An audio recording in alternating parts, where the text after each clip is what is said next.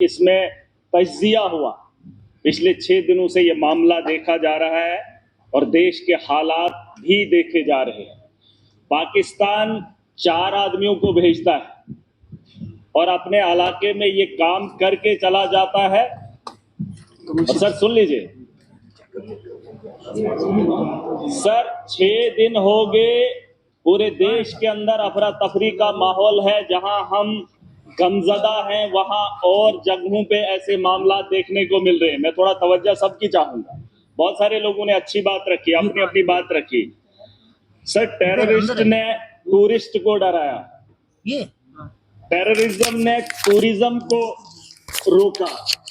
Sir, हम पाकिस्तान के उन 4 आतंकवादियों को रोकेंगे अगर तो ये टेररिज्म ही खत्म हो जाएगा। टूरिस्ट भी अमन से जो है अपने टूरिस्ट की जगहों पे जो है चलेगा।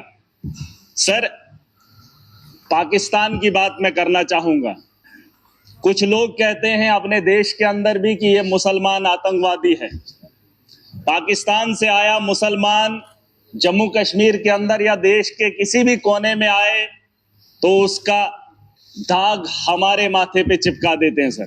लेकिन पाकिस्तान के अंदर वही आतंकवादी जब आतंक मचाता है तो उसे पाकिस्तान के लोग खवारिज कहते हैं।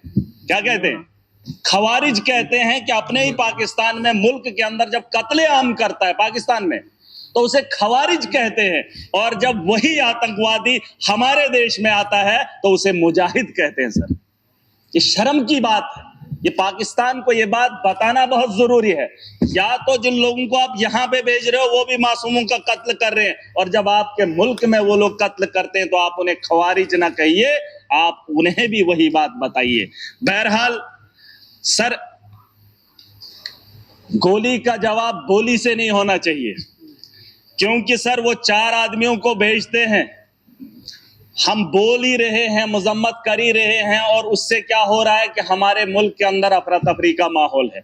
मुसलमान हिंदू के साथ लड़ रहा है। उन्होंने जो नाम पूछा है, उन आतंकवादियों ने जो नाम पूछकर हत्या की है, वो अपने मकसद में सही है सर, चाहे आप इस बात को माने या ना माने। वरना मुझे बताओ, 4 आदमी आने के बाद हिंदुस्तान में अफरा तफरी कैसे फैलती? लेकिन वो अपने मंसूबे में कामयाब हैं, वो दिमाग से इस खेल को खेल रहे हैं सर। मुसलमान पूछकर हिंदू को मार रहा है। वो चाहता है कि हिंदुस्तान के अंदर हिंदू और मुस्लिम का फसाद हो ताकि ये जंग खुद आपस में लड़े, वो अपना हाथ ना इस मुल्क के अंदर डाले। उसे यहाँ का अमन और शांति और भाईचारा अच्छा नहीं लगता है। सर, मैं एक चीज बताना चाहूंगा। मेरे पिछले दिनों बच्ची 8 महीने की गिर गई, कुर्सी पे बैठी थी तो बगल में वो टाइलें लगी थी, सर फट गया सर, सर फट गया। मैंने उसे इलाज के लिए डॉक्टर के पास लिया, लेकिन उसके माथे का दाग अभी भी है। बात ये नहीं है कि वो गिर गई और बच गई और ठीक हो गई, मैंने डॉक्टर के पास लिया, उसका जख्म जो है भर गया, लेकिन जो सर उसके माथे पे दाग है वो तभी लगा है क्योंकि वो कुर्सी से गिरकर उसके 7 बजी है। अगर वो कुर्सी पे चढ़ने से पहले ही उसे बचा लिया होता, ना उसके माथे पे कट लगता और ना ही उसके माथे पे वो जख्म रहता। और वो जख्म ये है कि पाकिस्तान से आया हुआ मुसलमान जब यहाँ आतंक फैलाता है तो हमारे माथे पे जो दाग है उसे मिटाने में हमें सालों साल लग जाते हैं। मैं उसे तो बात ही वही है, मैंने कह दिया है खवारिज है। सर, मैं बताना चाहूंगा, एक बात है जिसे हम लोगों को समझना बहुत जरूरी है। मैं तो समझता था मोदी जी के नेतृत्व में इस देश को चलाया जा रहा है। आतंक के दिलों के अंदर इतना खौफ होगा, पाकिस्तान के अंदर इतना खौफ होगा कि पाकिस्तान हमला करने की मजम्मत भी नहीं करेगा, ये मेरा दिल मानता था, क्योंकि तकारीरें वैसी होती थी, जलसे वैसे होते थे। लेकिन आज अगर वो वक्त आ ही गया है, यहाँ अगर मैं अगर ताकतवर हूं, मैं चाहता हूं अगर वो मेरे से गलती करे, मेरे से वो उलझे, मैं चाहता हूं वो कब उलझे और मैं उसको लफाड़े 2 मारकर बिठा दूं।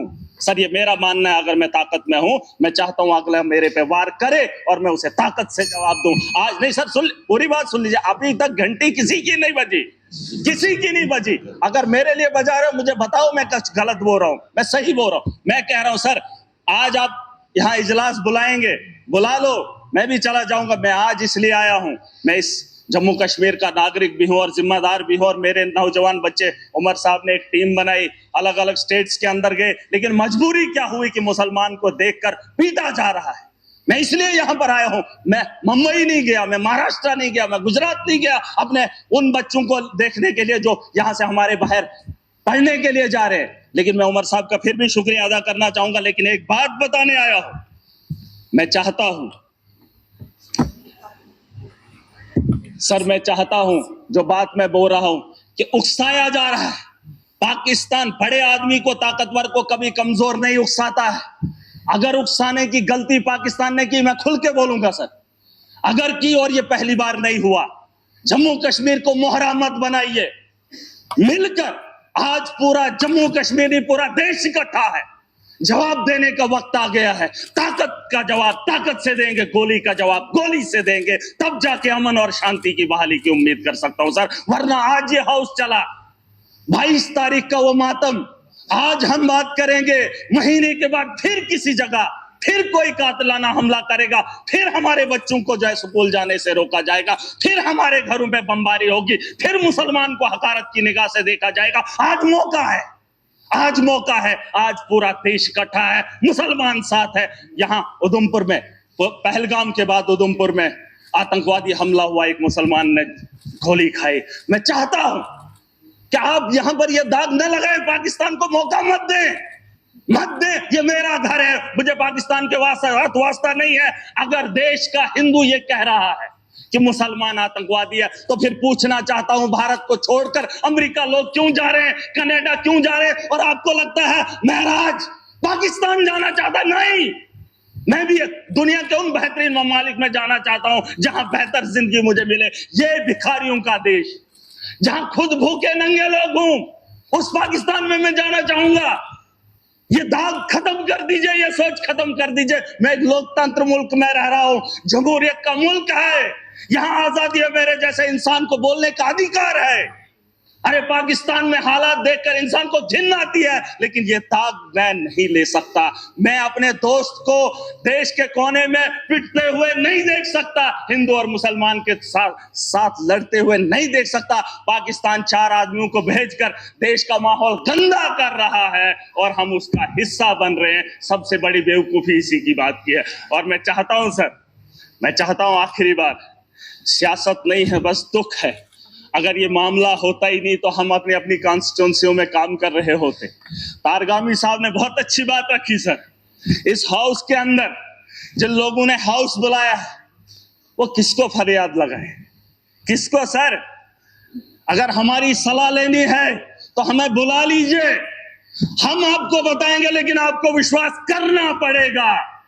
अगर आप विश्वास नहीं करेंगे तो इस हाउस को चलाने से, चीखने से क्या बात बनेगी? वैसे तो डिबेट में पाकिस्तान के लोगों को भी बुलाकर बात कर ही लेते हैं, लेकिन जो पानी का मामला है सर, पानी का मामला रोकना ठीक है सर, लेकिन हम उसको उतना नहीं रोक पाएंगे। 4 दिन 1 महीना रोक सकते हैं, लेकिन अगर रुकेगा पानी तो हमारे लोगों को नुकसान होगा, और जब उसे छोड़ेंगे तो सैकड़ों किलोमीटर हमारे देश के लोग उससे नुकसान होंगे पहले, फिर उसके बाद पाकिस्तान को नुकसान होगा। उसके लिए कोई तैयारी करनी पड़ेगी। यह 20 साल का लिए मामला है सर। गोली का जवाब गोली से नहीं, गोली से देना पड़ेगा। अगर पाकिस्तान को रोकना, हम उनसे ज्यादा ताकत रखते हैं। आप, मैं नहीं कह रहा हूं जंग करें, मैं नहीं चाहता हूं कि पाकिस्तान और हिंदुस्तान जंग करे। मैं चाहता हूं कि हमला करें, हम उन पे अटैक करें, जंग नहीं, अटैक करें। अगर हम अटैक नहीं करेंगे, वो रोज 6 महीने, 1 महीने, 5 महीने, 10 महीने के बाद, सर परेशानी ये है कि मैं ऐसे मुल्क में रह रहा हूं जहां मैं परेशान हो रहा हूं। कोई भी परेशानी नहीं चाहता हो, मैं माजरत खा हूं सर। एक बात, मेरे यहां अगर कोई मर जाए गांव के अंदर तो मुझे वहां जाना है तो ताजियत में मैंने अपने घर नहीं जाना है, मैंने उस घर में जाना है जहां पे मातम हुआ हो। पूछना चाहता हूं सर, अगर बैरून ममालिक का ये दौरा रद्द होता है तो फिर बिहार जाना जरूरी नहीं था, पहलगाम आना जरूरी था, उन लोगों से दर्द बांटना जरूरी था। सर, ये मेरा एक दर्द है, दुख है जो मैं बयान कर रहा हूं। Thank you.